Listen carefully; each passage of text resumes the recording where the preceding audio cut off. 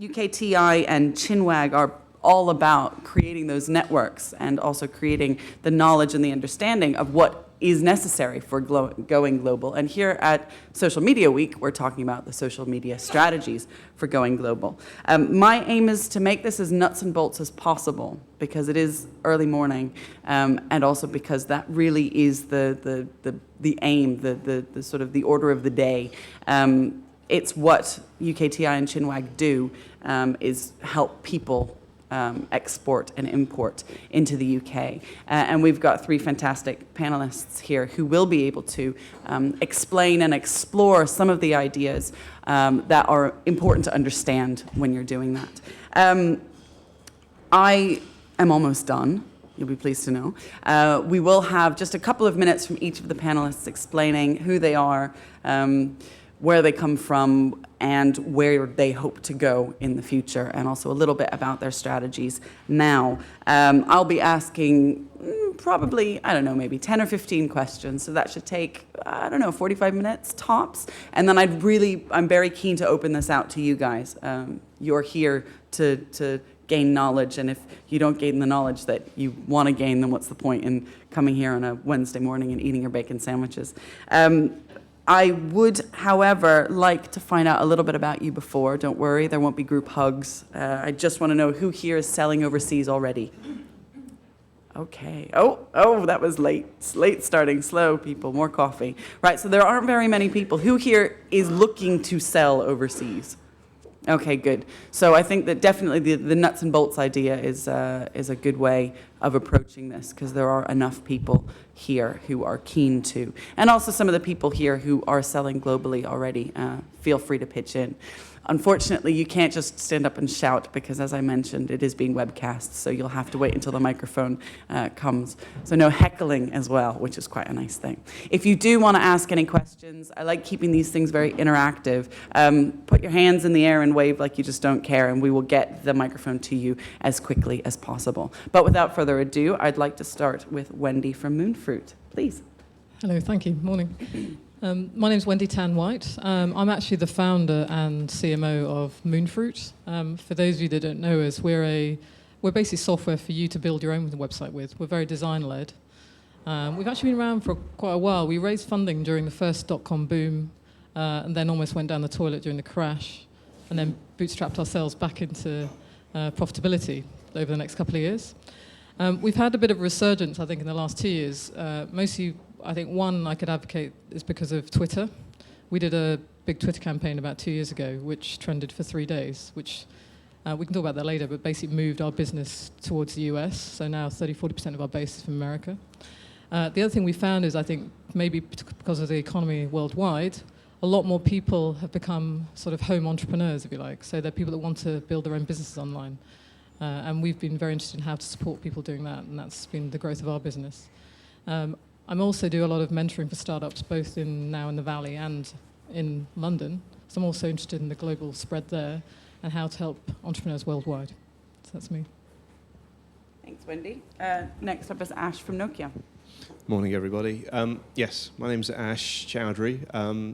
I head up digital marketing for Nokia UK and Ireland.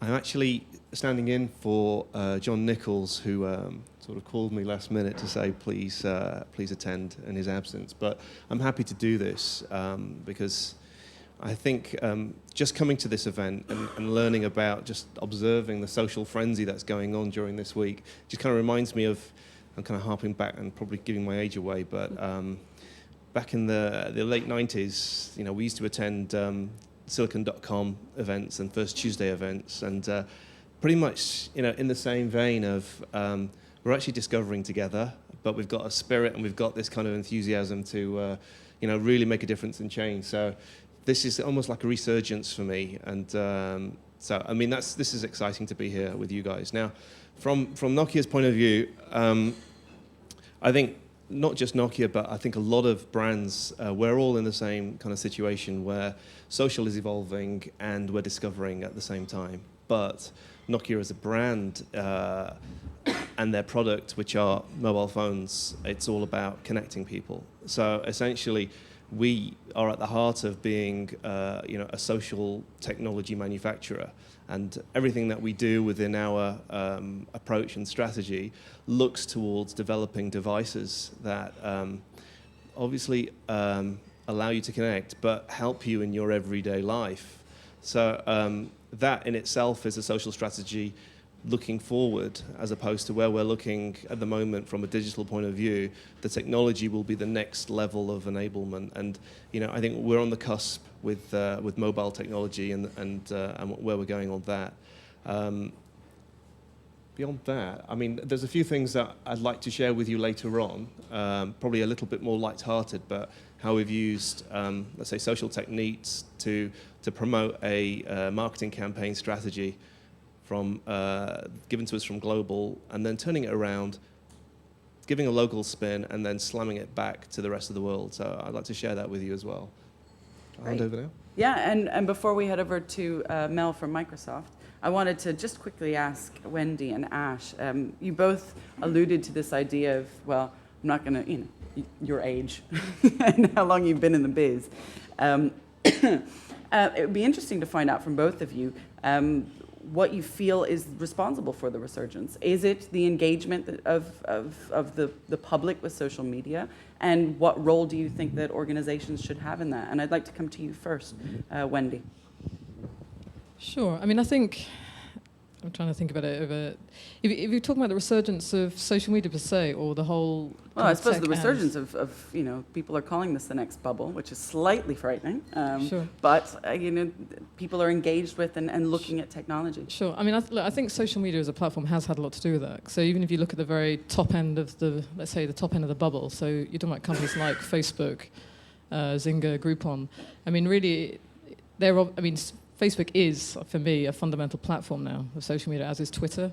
And now there's many things being built on top of that. So Zynga is a good example. It pretty much runs its whole business on top of the Facebook social media platform. And yet it's a $1 billion business itself. And same with something like Groupon. How word passed around Groupon was primarily, again, through Facebook and Twitter. Yeah, so, it's fundamentally changed how, particularly tech businesses, but maybe all businesses are going to have to run in the future. And so I think that's had a huge driver for the resurgence of the bubble. I mean, clearly the investors invest where there's money to be made. And then with the likes of some of the newer things like, Quora has been it's probably been over-talked about and hyped at the moment.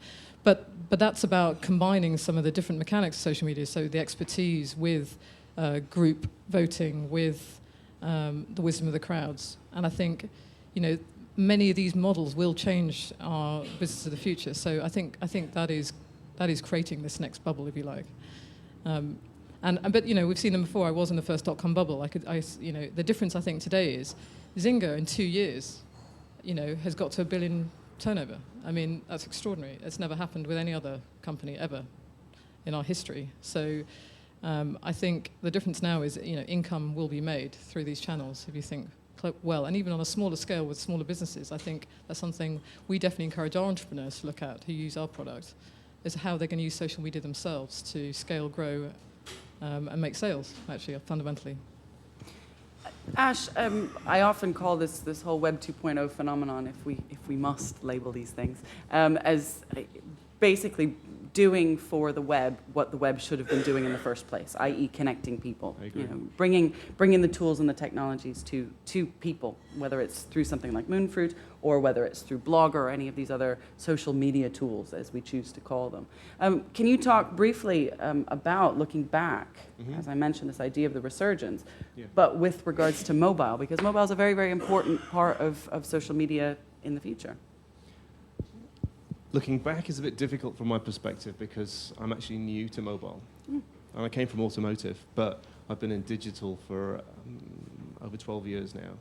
So I think the significance when we're talking about a revolution is that it's kind of like an opportunity for the rules to be rewritten. And so from a mobile technology point of view to, I'd say, 2007, where, let's say, smart became the new direction. Rules were being rewritten at that point. Technology, I think, got to a point, to a critical mass, where I think a marketing push converted the functional aspects of what digital can do into something that everybody can relate to, and that played a significant turning point for mobile. But going back to where, let's say, .com started, it wasn't a marketeer's environment. It was, and I was looking at it from, from a technology point of view, it was interesting. From a CRM point of view, it was very interesting. And a lot of the principles of what digital and e-commerce were about still remain true. It was very textbook. I think the resurgence now is the fact that it was a frustrating moment where we wanted to go and how we're going to get there weren't connecting. New opportunities have come through social, and a lot of the textbook principles are now coming back into play. However, there are new rules, which makes it exciting, and everybody has a chance to affect that. So that's why I would say, the path for mobile is still evolving. New technologies can appear and completely revolutionize something, in a heartbeat, which makes the whole thing fascinating, scary, but fundamentally exciting. Well, I'd like now to come to Mel to introduce yourself, and then we can talk a little bit about Microsoft's role in social media Very now good. and in the future. Morning, everybody. My name's Mel Carson from Microsoft Advertising, as my American cousins would say. I'm super excited to be here to talk about what we've been doing in the space. I've been involved with Microsoft Advertising, Ad Center. Microsoft Advertising, by the way, is the part of the business that helps connect marketers with our audiences across our online properties, things like MSN, Bing, Hotmail, Windows Live, and more recently Xbox and Windows Mobile. And we've been engaged in social media for about 5 years, our part of the business, really to outreach to customers that we know. A lot of digital marketers spend a lot of time online, and really using blogs and forums initially to communicate, support, help, enthuse, excite and delight our customers and also potential customers. And we've seen that it's really kind of exploded when the Twitter and Facebook phenomenon came along, 2 or 3 years ago, simply because they provided a really great platform and a really great mechanism within the internet, within the software of the internet, to enable bigger networks to be reached through messages. I think Ash was interesting when he said that at Nokia they have a tremendous spirit.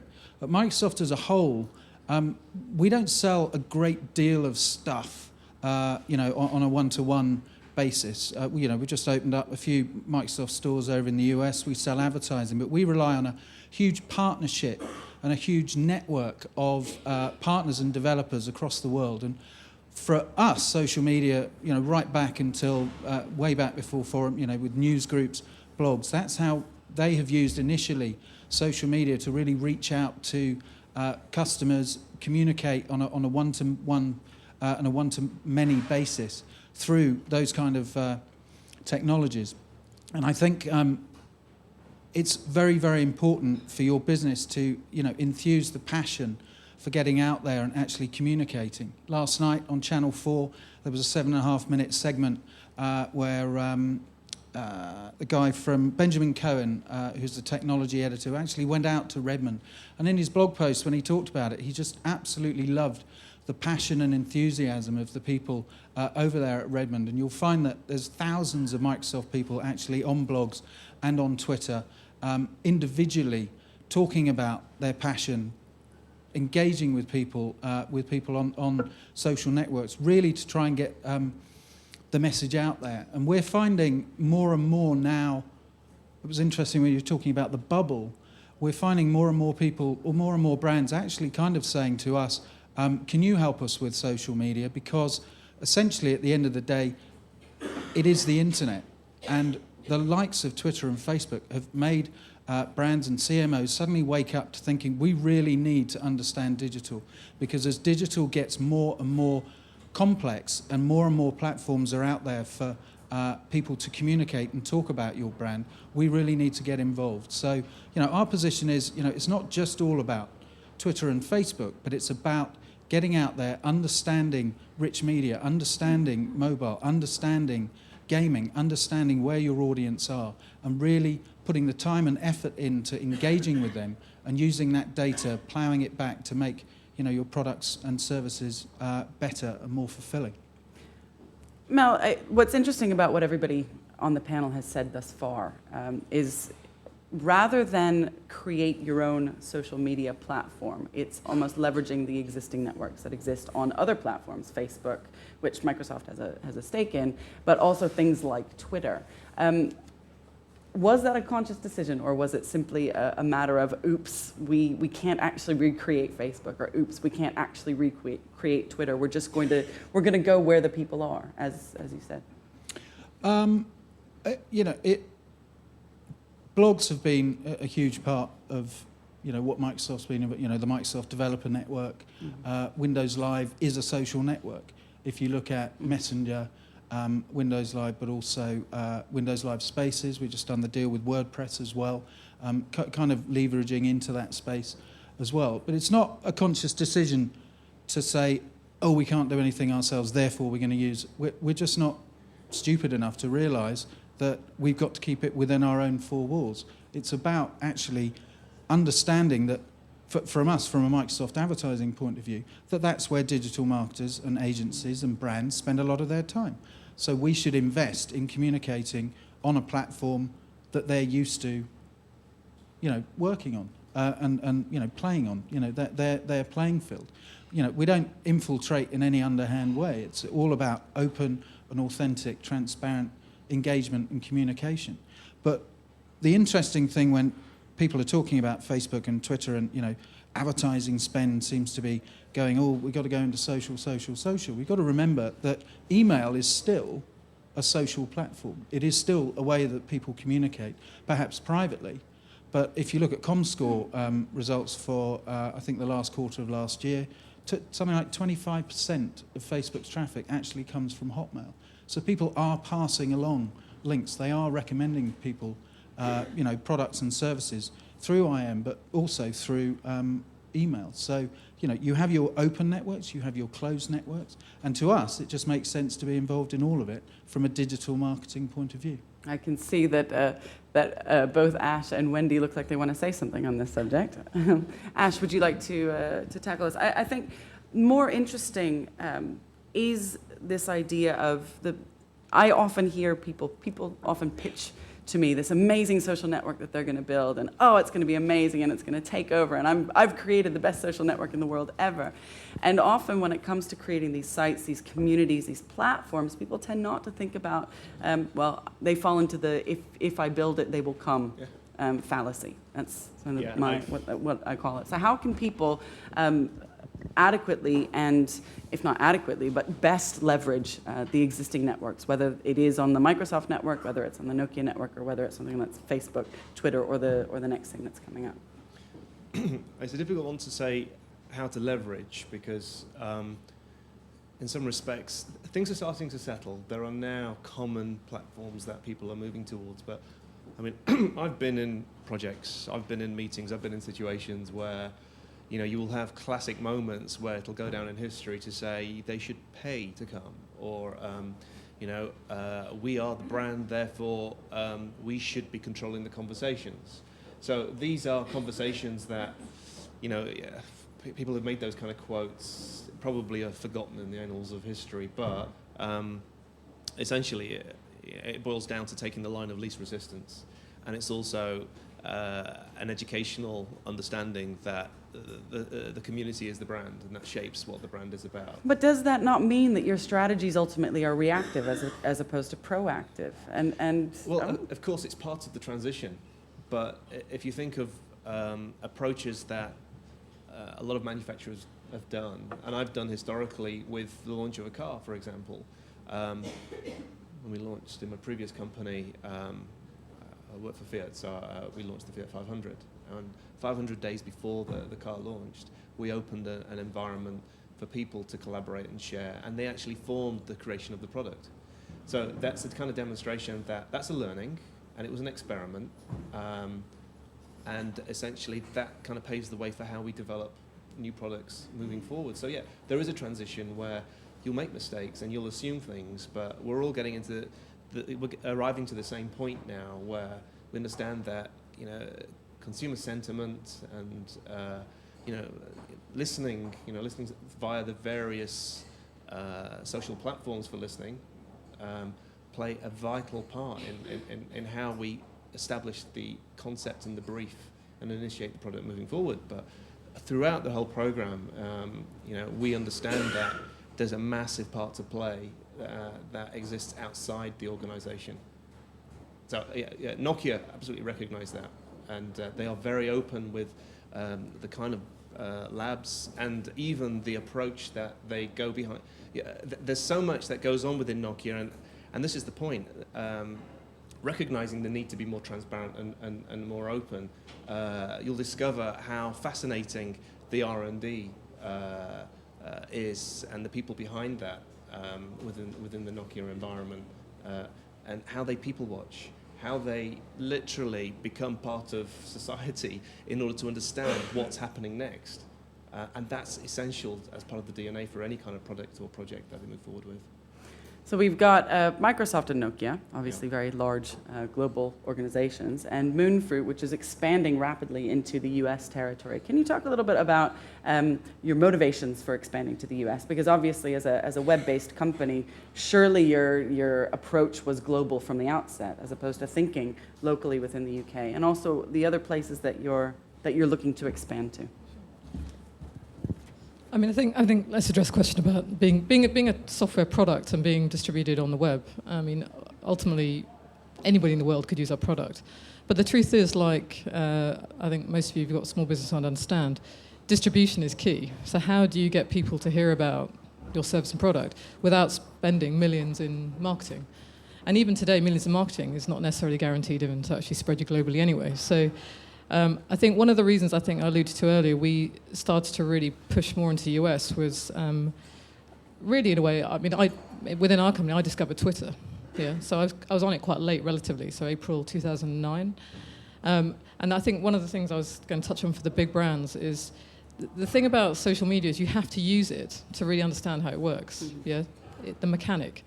And this is part of the problem. So, I don't know, I was talking to a friend of mine who works, she's very senior at Glaxo. To try and explain to the Glaxo CEO why you should use social media, he can suddenly see it. What is this Twitter thing, right? And the truth is, you have to use it and try it to really understand the power of it, but also the danger of it if you don't use it properly. You can't just, throw out a message out there and hope that's the one that's going to get passed around. It won't be. If it's not interesting to the public, they won't talk about it.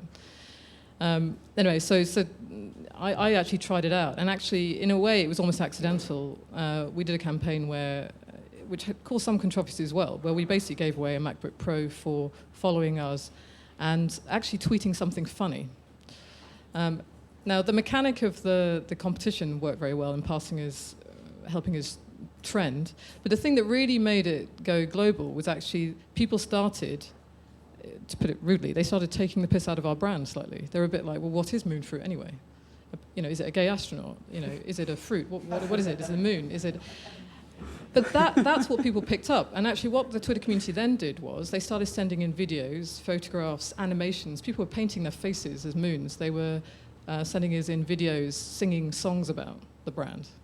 And that's actually what captured the imagination. So I think the trick about it is people out there will decide what it means to them, and they will decide what is interesting, what's passed around. And I think that's the big things the big companies trying to innovate have to understand. And that's tough. It's tough for a big company to let go of their own preconceptions, really embrace somebody else's and then innovate. So back to in our case. So actually, the long and short of that campaign, what was the bottom line impact for us? We got so many articles and content produced out of it. It pushed our SEO hugely. So we went from page 3 of Google to page 1 as a website builder, both in the US and in the UK. Now, we couldn't have paid for that, to be honest. I think even when we paid for it through Google, we wouldn't have been able to get that. So that was a huge impact. And actually, then the bottom line for us was our subs increased permanently by 20%. And our user base moved from being 15% into the US to 35% in the US. Now, clearly... In many ways, that's that's an amazing result for Sure. you guys. But at the same time, you didn't necessarily have that intention from the outset No. by using Twitter. And I We're think- going to go into the US. Exactly. I think that's the point I was going to raise. Which so you know, some would say, well, we got lucky, and the trick then was, what did we learn from that? I think is the important thing. Well, I think at first we learned to respect social media and try and understand much better. We actually then found we had 19,000 followers on Twitter. So then the trick was, how do we look after them? And actually, the first thing I did was actually hire a community manager and actually take it seriously. There was a lot of talk last year about roles of community managers. What are they? Was it a bit of a fad? You suddenly had big corporates all saying, well, we all want a community manager. The truth is, we'd also, to be honest, always had a community of what we called site leaders, people that our customers who build sites all talk to each other. So we had a lot of internal forums, etc. And what we just found is Twitter and then Facebook afterwards became a extension of our internal community. So this is the other thing I was going to say to Ashes and Mel as well, is that the internal communities are very valid. Those are your hardcore power user customers, and you need to look after them. But if you can help them extend out onto the wider external networks that already exist, that's a very powerful. There's a very powerful synergy between the two. So actually, we actually took another 2.5 million of funding in September to grow more internationally, actually partly off the back of our growth in the US.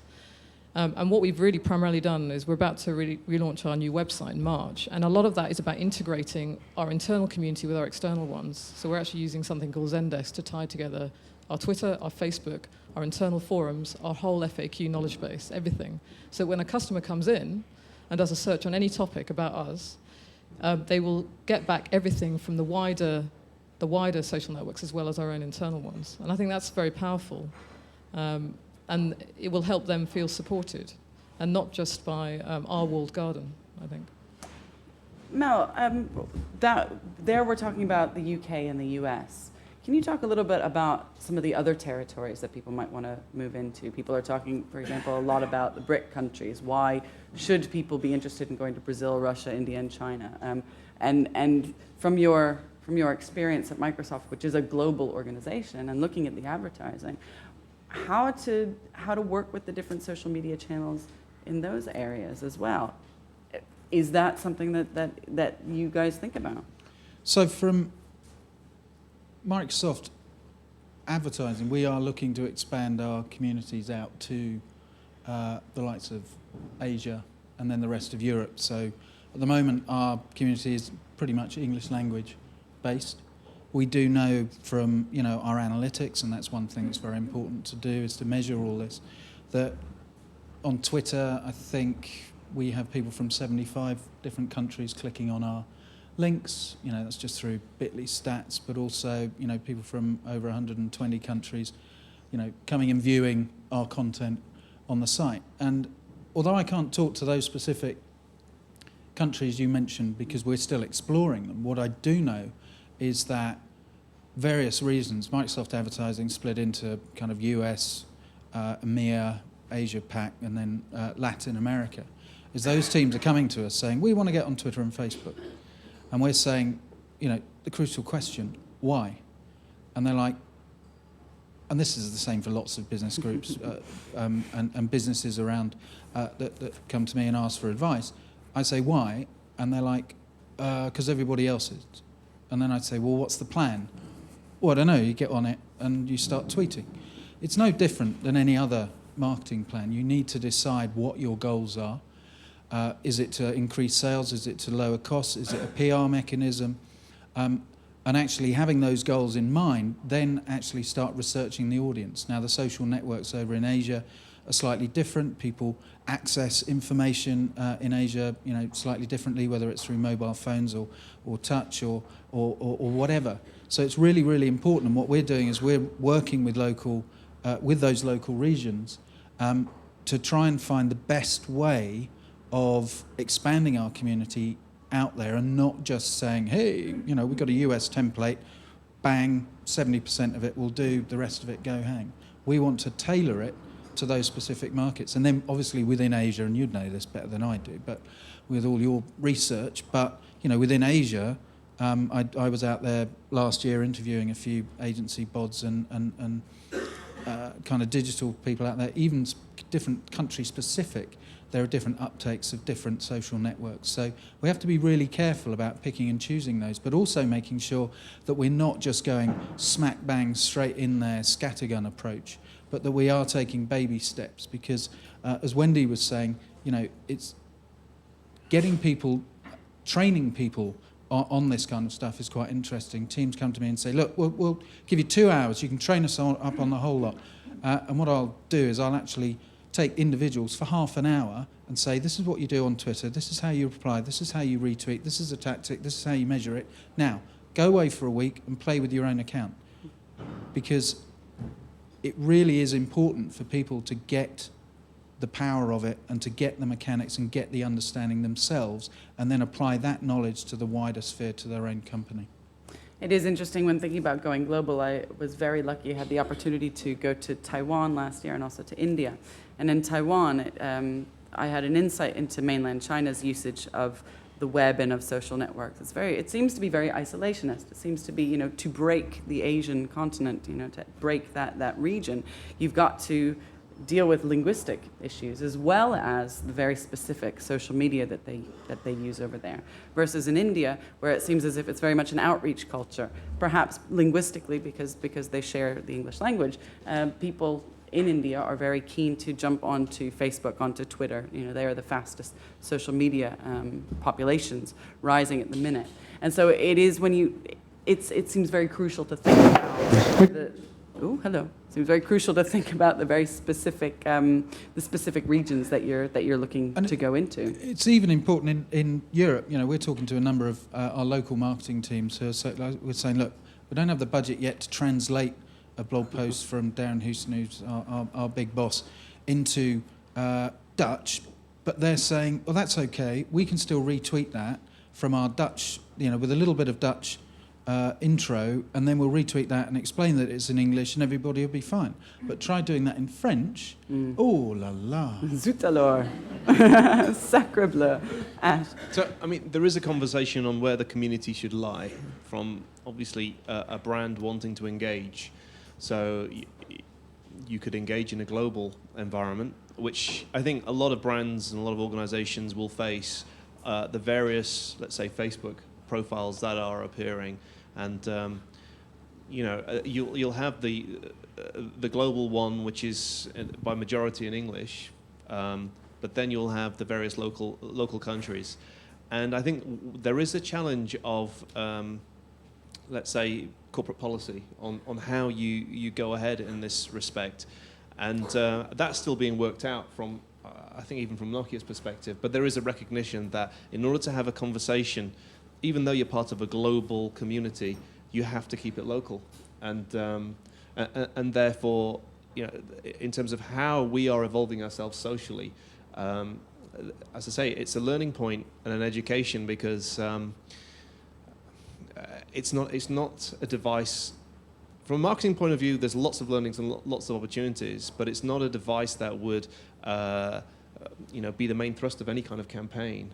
It's associative and it's complementary, but essentially, if you're going to create a campaign and work in a social environment, you've got to give people a reason to want to engage with you. And these are the kind of learnings that I think a lot of organizations are going through, that recognizing that it's like a dinner party, basically. If you're going to host a dinner party, you're going to invite people to your party. You want to make sure that you've got lots of interesting things on the menu to serve and keep them entertained. And it's different for different countries, I believe, how they work, how they lurk in some countries, how they are so interactive in another.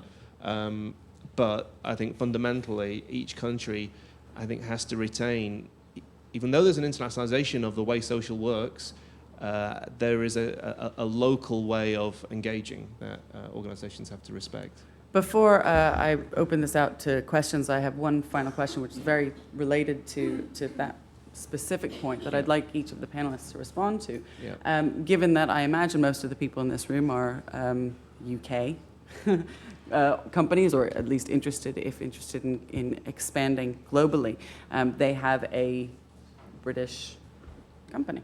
Right? What is it that you think that the UK offering What is the UK offering? What is unique about the British offering that you have found when expanding, when going elsewhere, that makes people go, hey, yeah, actually, that's different from what we do now, and that's a really interesting thing. And I'd like to first come to you, Wendy. I mean, I'll pick one thing specifically. I think the UK is still seen as one of the best innovators around the area of design, I think, in the world today. And in its broadest sense, in terms of creativity, in terms of innovation. And I think, I mean, it's definitely something that we've always differentiated on our product. We're very, even though we're for entrepreneurs, we're very design-led. And actually, especially in the tech space, I think Apple, kicked everybody in the butt with this. Good design and UI appeals to real consumers, and the reason they now have the 78% market share in the high end of phones is because of that. Exactly. They've also changed the paradigm of user interface and how people use it. I mean, something like the iPad has suddenly opened up technology to the very young and the very old, for example, which has been paradigm shifting. And I think the UK can really offer that. I mean, when I had my kids, I went back to design school to St Martin's to do a degree. The number of Chinese students who were there was incredible. They were coming to learn how to design and innovate, but then of course they were going to go home and get it manufactured, produced, sold over there. And I think if we could find a better way to commercialize that design and bring that into our products, and for you when you're building your business and products to think about the same, I think Britain could do very well still. Ash? Maybe it's because of the location, maybe it's the geography, but the UK as an island, Great Britain as an island, is a barometer for change. So Nokia, for example, they look very closely at what goes on in our environment, not just for what goes on from Nokia UK's perspective, but within the industry in the UK, because it is fast changing. You can see trends come and go very quickly, whereas in certain other countries, like, for example, in the US, things tend to stick around for a while and take a different form. So I think that really is the interesting take of why the UK is so significant and special. And also, I think the British people, I think in their mere nature, that they are quite forthcoming with their points, very straightforward, and you'll get an honest response if you put that question out. Certainly will. Though apparently not very forthright in board meetings, so make sure when you go out there you become more forthright. And I think from the Microsoft advertising perspective that it's helped that I have been based in London driving a global strategy within a US-based company. I think it's helped because I've been able to raise awareness of, look, this isn't just about the US, but this is global. But also we find, say, with our Twitter support for Ad Center, because we're smack bang in the middle, we support people over kind of 18 hours of the day. Because the US, we hand off to the US at about 4 or 5 o'clock in the afternoon.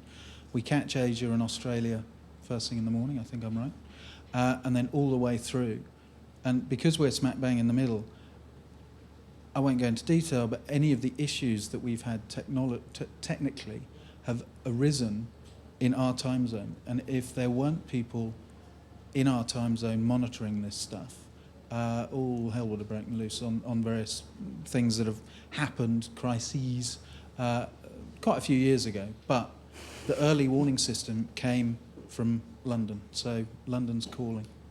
Great. Okay. I'd like to open this out to you guys if you have any specific questions on how, yes. Oh, and don't forget to wait for the microphone. Otherwise, you're talking into nothing. Thanks for an interesting talk. Ash, I liked your analogy about the dinner party. What advice would you have for companies who aren't comfortable with social media, who still think they can decide who comes to dinner and what they're going to have for a meal? I'm a macrobiotic vegan vegetarian who only eats fish, for example.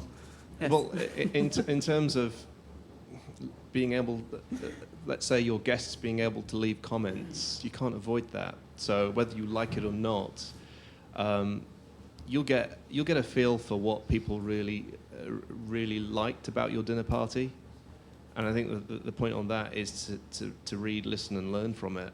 I mean, obviously, you can try an approach. Maybe it'll work, depending on what your product or service is. But regardless, it's a two-way conversation. So I think that's all I can contribute to that. Would anybody else like to tackle how to deal with interlopers who end up at the dinner party? People that are not invited, or The point Dinner I was party squatters. I think you need to accept that you can't control the conversation. You can suggest a menu, you can suggest a venue, you can do lots of good things. But as Ash said, it's the conversation. That's what I was trying to get to, really. Yeah. Well, I think that all comes down to the plan. It comes down to not one day suddenly launching, saying, okay, we're going to do a blog, we're going to do Twitter, we're going to do forum, we're going to do everything else. Because the chances are you're not going to have eased into being able to cope and understand with, maybe some detractors that you weren't expecting coming along. And then it just comes down to education. We had a comment on a blog post that a new team had just written the other day, and they're all up in arms, they're all running around. We shouldn't be publishing this. And I said, well, just answer it. The guy's got a good point, actually. Just answer it. And so we published the comment, and the guys got back within a few hours, and they now feel a lot more comfortable because they feel, actually, this guy's used this platform to naysay against us and give us a rough ride. But we've got a pretty good argument of why we think he's wrong, and therefore went and replied. And I think it does come down to the baby steps and not diving in with hundreds of different areas within social media, and just starting off with kind of those baby steps and just making sure that people are comfortable, but also demonstrating the successes when you do get the successes, because in my opinion they far outweigh the bad news. I think just adding to that at one point, I think sort of maintaining that analogy, it's always good to know what the dietary requirements are for that meal, and obviously not to bring up religion or sex in that conversation. I was going to ask Wendy to expand on this as well, because I think that not is it just community members who may come along, but given that it's a public platform, the media may come along and may say X, Y, and Z. And Wendy, we were talking before about some good examples of how organizations are coping with, say, leaks or content that's out there, or controversies. And how would Moonfruit deal with this? What templates would you use? It's interesting. I mean, I think it's following on from your question, really, which is the thing about social media for me that's really changing communication is transparency. Yeah, you can't hide from. I mean, there were lots of occasions last year, I think, with BP, with Trafigura's oil leak, where they actually tried to gag The Guardian, where you can't stop that now. Once it's out on Twitter, it's out. And actually, the more you try to gag it, the more actually it strengthens the meme to some extent. And so actually what you're better doing is exactly what you're talking about. Get in the conversation like a normal person, and be open about it. I think, not to put Ash in it exactly, but I think there was a good, I actually think that, for example, the CEO of Nokia, I don't know if some of you have seen Stephen Ellop's internal memo that got originally leaked, but now it's open. I actually thought he handled it very well, in that he was very open about what has and hasn't worked for Nokia, and kind of calling the white elephant in the room and saying, but guys, come with me because we're going to make it different. Now, for me, I find that a lot more inspiring than trying to dampen down the fact that, right now some of the other mobile companies are innovating fast and capitalizing on that. And I actually have a lot more respect for him for that than, for example, for how BP handled it and everybody else. And personally, we've always definitely taken the route. I mean, even when we've had difficult times, if something doesn't work, for example, we did a release last week for a new mobile optimized version of our stuff. The servers went down. It's been our worst server downtime I think we've had in 5 years. And rather than trying to hide it, because there's lots of conversation about, maybe we just shouldn't say anything and they won't notice, or maybe we'll just wait until we fixed it. And actually, we just went out and said, no, look, we're really sorry. This is what's happened. This is what we're doing about it. This is where you can talk to us about it if you've still got a problem. And actually, what happens is, yes, you get irate to people talking your blog, but what other people see when they come to your blog is how you turn that around. how you respond, and how you will treat them in the future as a new customer. And actually, it actually had the opposite effect on our sales this week, to be honest. So. One of the other problems, though, with this dinner party, if we can keep going, is say you've got a really large house. Oh, I'm not even going to try, right? I'm going back over to Mel, because Mel, we were talking before about the fact that when you've got such an enormous behemoth, when you've got, say, Microsoft, which is so gigantic, how do you make sure that, whatever social media strategies, when you are facing a controversy that's happening on social media, how do you ensure that everybody is on the same page and engaging at the same level and knows how to engage via this new, very transparent platform? So individual business group, if something kicks off with Microsoft advertising, we have mechanisms internally. We're all about communication software, so, we know who to alert, and we have escalation paths and everything. But if it's something wider than that, again, there are mechanisms to alert people not to do something. But I mean, at the end of the day, internally, people come to me and say, "Where are the guidelines?" And there are guidelines from our legal team. But at the end of the day, it's be smart. It's 2 words is the kind of social blogging, and it's kind of transferred onto Twitter and the whole Facebook thing is. Be smart. If you're at a company meeting and you're seeing a demo of some new Slate product that's about to come out and, smash the iPad, not that that's necessarily happened, but if you're out there and you see that, you're not going to take, a picture of that and Twitter it and say, "Hey, look at this, isn't this great?" Blah, blah, blah, blah, blah. Just the same as if something happens on a kind of global perspective, everybody knows to wait for our Marcoms or our PR people to give people the green light to comment on something.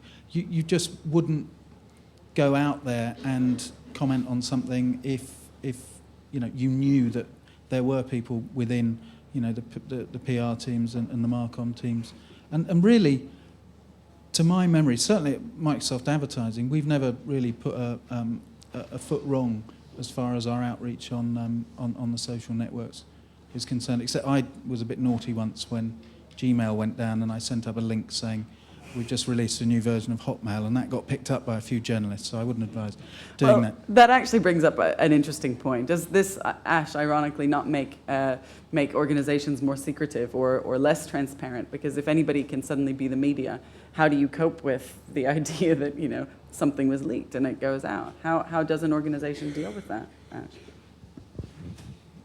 Well, I think you're in a situation where you cannot hide from, let's say, the truth when it's out there. And I think it's a case of, it's not necessarily a case of building stronger walls or stronger firewalls or protocol. I think it's a case of, all right, it's out there, let's deal with it. And let's deal with it as you would in a normal conversation. I mean, it was the first that I heard about this, let's say, release today. So this is a demonstration. It's real time. Yeah, this is an actual demonstration of, I'm not the first to hear of this. And I think that's just the nature of not just our organisation, but how the world works. If anything, it makes me kind of proud to know that there are people that fascinated and more aware than some of its own staff as to the situation on those conversations. Yes, lady right behind that man there. Hi, I'm Camilla. I'm from Dyson. You guys were talking about the going global in social media, and it's a challenge. I think that everyone can say that. Is there anyone that's doing it well in your minds? As in taking an English one and then, other languages and other translations. Is there anyone big or small, it doesn't need to be a big global brand, that seems to be retaining their brand identity, but also managing to go across different markets? I think the interesting thing is,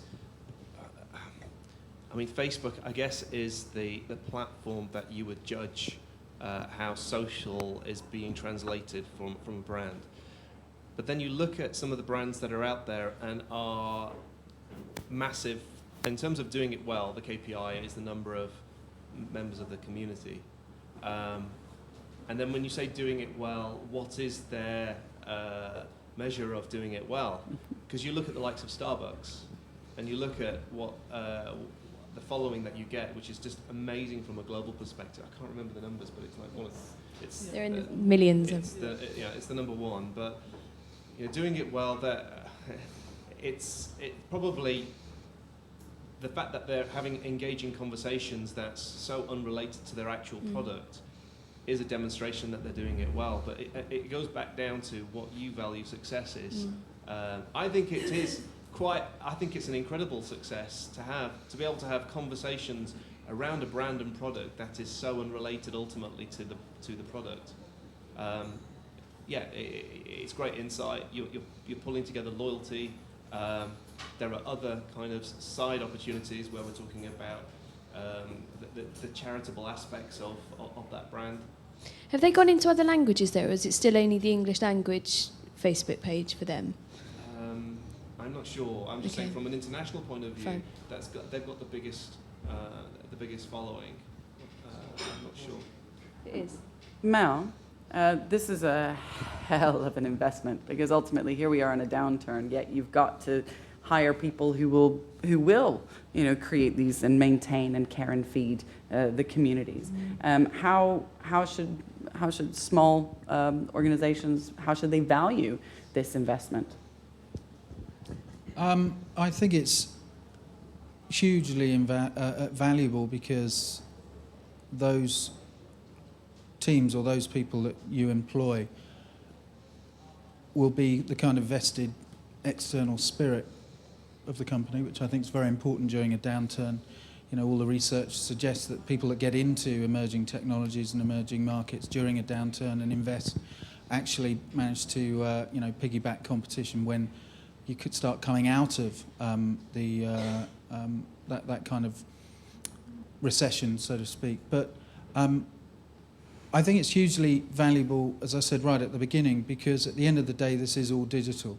The conversation's out there, the cat's out of the bag, everybody's on it, everybody's knows that there are ways and means to discover things about brands and companies that you'd never have been able to discover before. I'm moving to America next month to actually move to Seattle, and I'm looking at removal companies, and I've signed up with one, and then this other one kept on badgering me and then gave me a 25% discount, beat the other guy.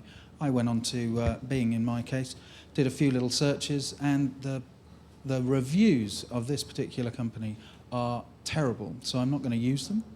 They've tried various mechanisms and techniques to cover their tracks, but done a really, really shoddy job. And if that's just for removal companies, just think what's happening with other niche businesses, but also big brands like Microsoft. I searched Twitter search yesterday about 10 minutes after the Channel 4 thing, and the amount of people talking about other stuff to do with Microsoft was huge. So I think the investment is needed not only to have a voice out there and to be able to understand what people are saying about your brand so you can make your products and services better. But the investment needs to be there, because the youth of today that are coming through need to be much more savvy about advertising and marketing and PR from a digital standpoint, because that is the future. That's the way it's going. Yes, please. And I will come to this side, I promise. Next. Thank you. Well, as Nokia CEO said in a very eloquent memo, our competitors aren't just taking our market with devices, they're taking our market with an entire ecosystem. And I think this is, of course, a salient point, because, as you say, when trying to engage users, especially when you're trying to reach out to the global community, you have to realize that certain platforms exist, and you need to engage, or at least initially engage with these users on these platforms.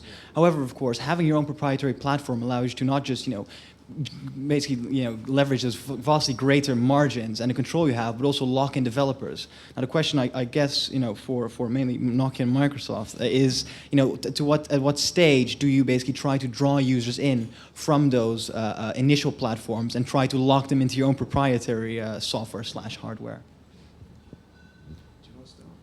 Very interesting question. I don't know about the proprietary software, but we use the other platforms at every stage to drive people to our own properties. We have the listening tools to understand what people are, talking about on Twitter Facebook, LinkedIn, etc., etc.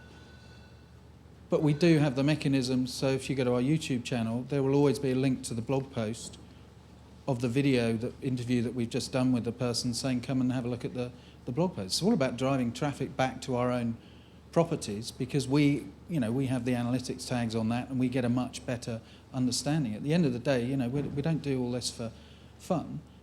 It's for Microsoft Advertising, it's about driving sales, it's about driving awareness, it's about taking shares. So the more people that are reading our thought leadership about digital, the less that they're reading about Yahoo and Google. It's about lowering costs. The more people we can service online, the less time that they're calling our call centre. So at every stage, we are driving people back to our property, but we're not locking them in. We're not saying you have to stay here. But that's why we're out on those other platforms in the first place. It's not a straightforward question to answer from a Nokia point of view and a platform point of view, because it's an evolving conversation and a debate. And I don't think it was ever Nokia's intention to lock in its developers or, let's say, the platform for consumer use. If you think about, if anything, they're trying to open up the opportunity, and the platform that they believe, we Nokia believes very strongly in, it's felt that there is maximum breadth and opportunity from an open source perspective to allow people to develop and let's say help shape the direction of apps and let's say the progression of innovation. So it's not, I don't think it's necessarily a conversation about being precious and owning. It's just the nature of how the market has evolved. So, I mean, that's the only thing I can comment on that. I mean, just a quick one on that. The fact that Android is now the main platform and is open means that I think that, in a way, that's kind of a moot point. I don't think you have to have a closed platform. I mean, I think Apple's doing well now, but I suspect in terms of, I think even their platform will open up over time, to be honest with you. Interesting. Hold on to that, because I want to take a question on this side. I'd love to hear you say that to Steve Jobs. Maybe now is the time to say it to Steve Jobs.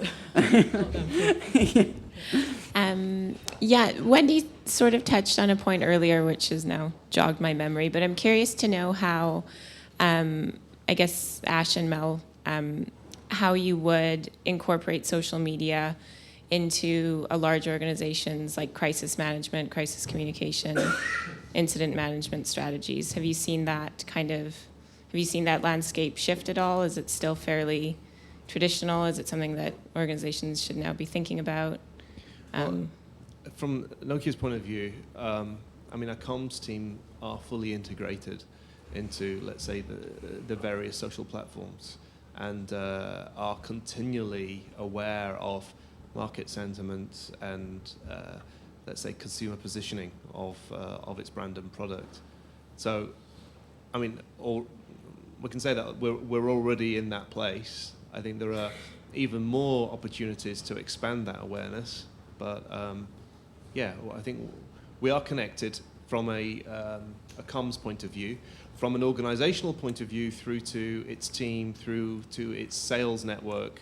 I think this is an interesting area of opportunity where you can apply policy and procedure for social behavior, but ultimately everyone is a social expert in their own rights. And we're discovering that our sales teams are creating individual profiles and having individual conversations with their customer base. And it's like, actually, I applaud that, because these are techniques of reaching out that we would never be able to manage on such a micro level. So, I mean, I think this is the nature that I think Nokia are supporting at this point in terms of test and grow and encourage. And we'll learn, I think, collectively. I don't know if that answers your question. Yeah, it does. We've got time for one more.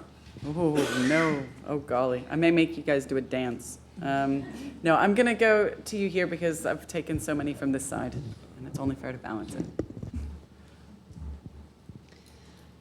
What works particularly well in a B2B environment compared to a business to consumer from a social media perspective? Great Is question. that to anybody? Why don't you tackle that, Wendy? Why don't you take first dibs? I think I think B2B, it still counts in terms of obviously the profile of the company. Yeah. So other suppliers and organisations, I mean, we have the situation. The more, to be honest, the more we're known, the more PR we have, the easier we've found it to do deals. So we recently did a deal with RBS, for example. And I think if we hadn't have had the profile we had, they wouldn't have done that with us. But if you're really talking about still building real relationships, personally, I still think for B2B, there's still nothing like a personal contact, because the deals you tend to make are much more in depth, and it's a long-term partnership. So I think possibly you'd make touch points, for example, on Twitter and Facebook, but actually ultimately, and the reputation is important, but ultimately I think in that scenario, I'd still advocate one-to-one. Mel? I think one of the biggest things to bear in mind is not get freaked out by low numbers. I think when marketing managers they come up with a plan, they start out, they only get hundreds, thousands of visitors, not millions, because, their CMO or their marketing director is actually, comparing social media with Starbucks or, Best Buy or, stuff like that, or Zappos over in the US, and not understanding the difference between the B2C and the B2B environment. But also embracing those low numbers and say that, with those low numbers of visitors, retweets, the people that are engaging with you, you can actually see the wood for the trees, so to speak, and you can actually laser in on those people. For us, if we manage to sell in, some new technology that we might have come up with to a particular brand, a little buyer, a media planner buyer in New York or something like that, that could be worth $500,000 to the business. So actually being able to pick through some of those low numbers and spending the time to develop those relationships, but also I was at a conference the other day where I was talking about this, where I said that I'm social media, you're social media.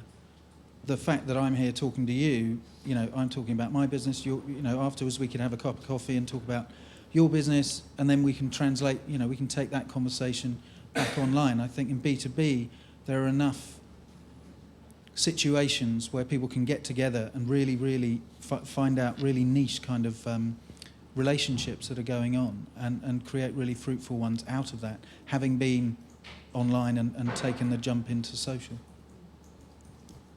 I think just my closing point on that is there's an opportunity and there's a danger for how you set up and invest and rely on, let's say, social platforms to support B2B techniques.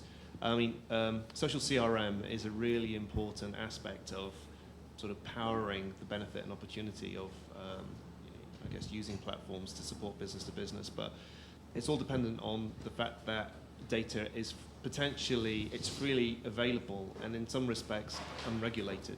So therefore, when I say the danger, the market situation could change. Consumer, government authorities, different countries may have a different policy on the data flow. And as soon as that changes, it can have a significant chain reaction to the investment and the structure of your comms strategy. So you have to bear that, I think, fundamental element in mind as you build and focus your efforts, and also focus on rewards in this territory. Excellent. Well, we've had quite a lot to think about, everything from gay astronauts to dinner parties. I would like to thank, without further ado, our panelists. There will be time for chat afterwards if you want to corner them. Apologies. If you'd like to corner them and ask them very specific questions. And also apologies to Ash because we didn't manage to show the video. We could always show it now if you'd like, so we could close with a moment of social media campaigning from Nokia. But before we do that, I'd like to thank our panelists, Wendy from Moonfruit, Ash from Nokia, and Mel from Microsoft. Thank you very much. So just... Oh, golly, yes. That was my one job. Apologies. Please fill out your feedback forms. So, okay, just before you go to coffee, I just wanted to share with you... Is this mic working? Yes. Hello. Right, okay. Yeah, basically, there was an interpretation of a global campaign that we did to launch the Nokia N8, which is kind of renowned for it being one of the best camera phones in the world from HD 12 megapixel camera and video phone. And essentially, we translated a global message, which was in terms of, just bear with me.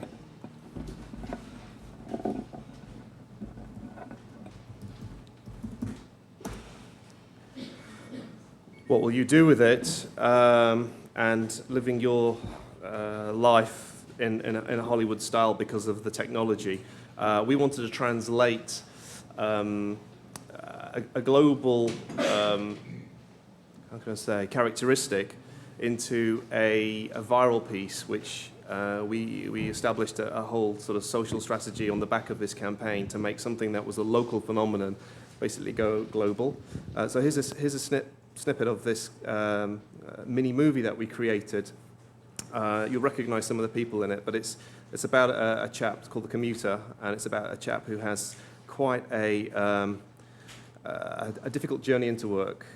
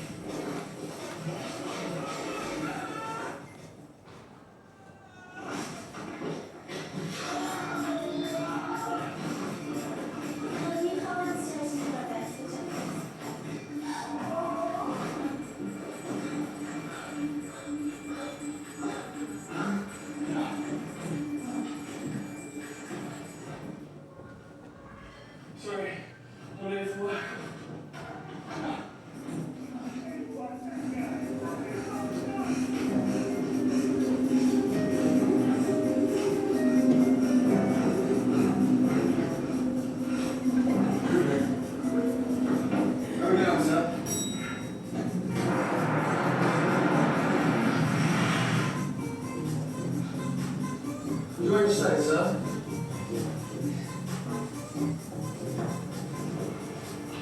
Stand shut, darling. Have a nice day, sir.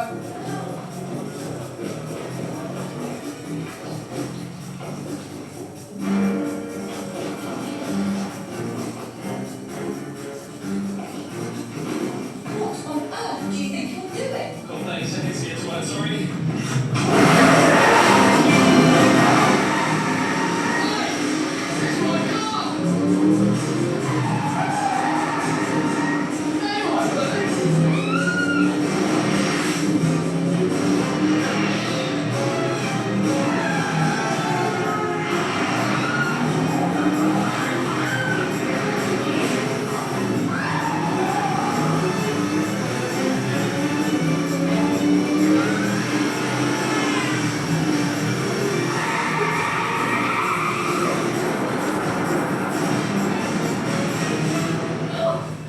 Wow, you're amazing. So, Are you getting in or what, mate? Hey! Hey! I said, are you getting on this bus or not, mate? Okay, so basically I'll come off there. That's my kind of average trip into work. So basically we took an approach where we felt in order to take those kind of global straplines and the positioning of the phone, we translated, let's say, the whole campaign, and we put the product at the center of it. So what you've just seen there was completely filmed on a mobile phone. And, we engaged with some very, let's say, up-and-coming directors, the McHenry brothers, and some very significant stars like Dev Patel, Ed Westwick, and Pamela Anderson, to ensure that this would also have focus and notoriety. But we did this campaign without any media investment. But we wanted to demonstrate in a very structured way how a campaign like this, with some sort of fame relevance, could create a buzz and a sentiment that people will become aware of something so significant that Nokia bringing out, like the N8, before it launched, and create and maintain the buzz up to the point of when it launches and moving on. So, the fact that it had some big name actors in this program started to pick up some fantastic sort of trending and awareness within the press on day one. And then the follow-through was we wanted to socialize this as a campaign. So to kind of democratize the movie making aspect, we did a social campaign to recruit someone from the public to be a part within the program. And I think there was 2 characters where you saw with Pamela Anderson were literally, were Joe Public, which was quite fantastic. And I think moving up to that, the backstage filming that we did on this program, where we're watching what the directors do and understand how they got some of the camera movements and for example, the car scene at the end.